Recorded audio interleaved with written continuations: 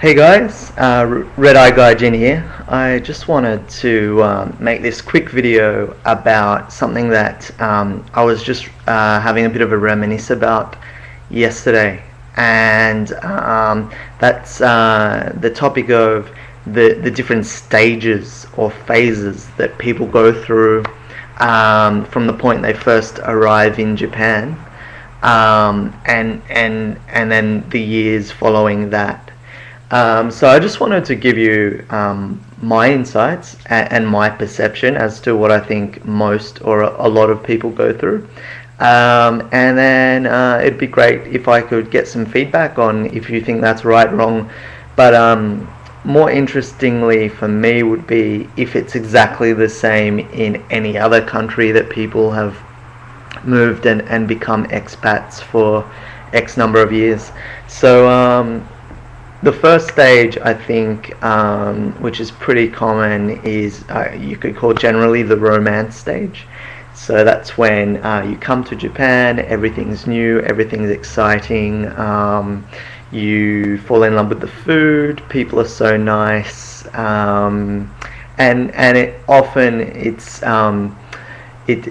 so different to wherever you've come from. So you've sort of got this excitement, and at that stage you're probably still writing home to friends and family about all these new experiences. So you're on a bit of a high, and I think that lasts for at least 3 months, and for some people probably a year or so.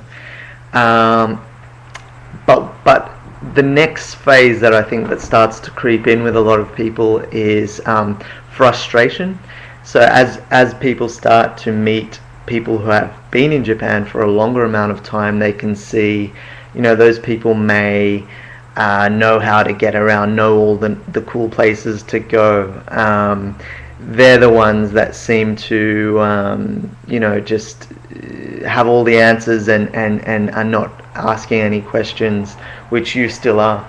And I think just also too, when you're out by yourself, not being able to, find everything in the supermarket that you would like to buy, or even just not being able to read the menus everywhere you go to.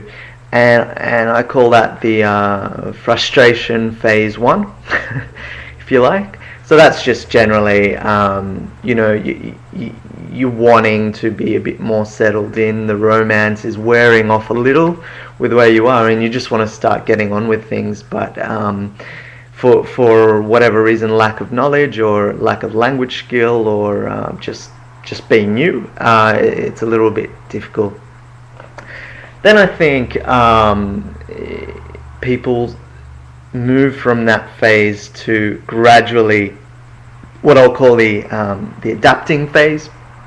So people start to learn the way to get to all the places they need to on a weekly basis, and they start to develop a feeling of independence a little bit more. They might even have begun studying Japanese or learning just naturally by living there, to the extent that they can get most things done, and then they can, they start to feel that they're a little bit more a part of the society that they're living in. And I think that phase can just continue on for a long time, depending on the attitude of the person. But it often moves to what I'll call the I know phase. Now, the I know phase is when the efforts are starting, or the efforts have paid off to an extent where you feel like you know what the deal is with Japan, and you start to hear yourself telling other people, how it is, that tell you how it is, people. And I think for some people, they never get out of this phase, and it's sort of in a way, that there would be a natural level of pride from having learnt the language, but also, you know, you would then probably at that stage start seeing new people who were like you, and you'd feel in a way a little bit,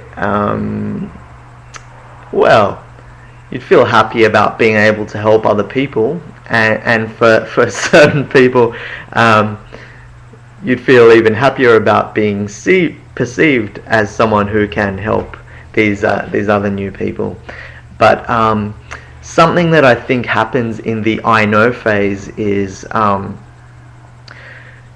people become a little bit protective about what is now their Japan, and to the extent that they become aggressively defensive about Japan, the Japanese people, and anything related to it. And then I guess to the extreme that some people become what you could call apologists. Everyone, so the mindset is everyone should be grateful and forever in the debt of Japan for allowing you to live there. That kind of mindset. But at the same time, these people are also still fighting to become more and more part of the society themselves. So they're sort of becoming a little bit more aggressive about being accepted. The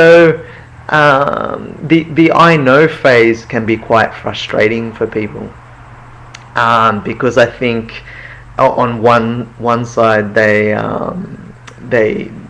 feel that they know what the deal is, and yet they're actually not satisfied with what the deal is in terms of you know, thinking that they should be accepted in Japan as a Japanese person, or at least not treated as a gaijin, and then at the same time defending aggressively any sort of criticism that comes from people who, you know, don't know Japan as you do, and I think probably over 50% of people stay in this phase for no matter how long they live in Japan. But I think there is a stage after that, and that's just what I'll call the I'm a person like everyone else in this country and everyone else out of this country phase, and that's where you sort of see that you were going through a stage where you thought it was important to know everything, and you thought it was important to show everyone else that you knew more than them about the country. And I think, well, I like to think that's where I am now, but I do think that I was helped by not living you know, consecutive years in Japan from the very first time I arrived in 2000. It was sort of broken up with 2 years back in my country and then going back, and I sort of in a way, well, it was the phrase I used to use was I kept coming back to my country so I didn't become one of those guys that's been in Japan too long. Anyway, that's a stereotype in itself. So, but I think you get the gist. So I'll leave it at that. And well, I hope you enjoyed it. But I'd really like to know your opinion on this stuff. So thanks, and Red Eye Gaijin. See ya.